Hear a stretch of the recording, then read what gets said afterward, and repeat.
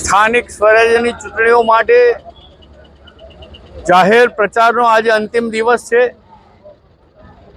સાંજે પ્રચાર જાહેર બંધ થવાનો છે ત્યારે ધાંગધ્રા શહેર ભારતીય જનતા પાર્ટીના કાર્યકર્તાઓએ, યુવા મોરચાએ, બધા જ મોરચાઓએ સાથે મળીને આજે શહેરના તમામ વોર્ડોમાં બાઇક રેલીનું આયોજન કરેલ અને બાઇક રેલી સમગ્ર શહેરમાં ફરીને મતદારોને મતદાન કરવા માટેની વિનંતી કરેલ છે।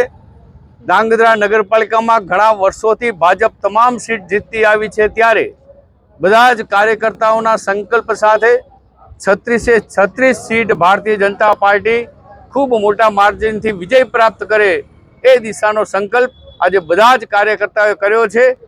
હું બધાને વિનંતી કરું છું કે લોકશાહી પદ્ધતિમાં આપણે સૌ વધુને વધુ મતદાન કરીએ, કમળ ઉપરનું મતદાન કરાવીએ અને ભારતીય જનતા પાર્ટીને વિજય બનાવીએ। ધાંગધ્રા શહેર વધુ સારું બને, ધાંગધ્રા શહેર સ્વચ્છ, સુંદર, રળિયામણું બને અને અનેકવિધ પ્રકારની વિકાસની નવી દિશાઓ પ્રાપ્ત કરીએ એ દિશાનો પ્રયત્ન માટે કમળને મત આપીએ, ભાજપને વિજય બનાવીએ।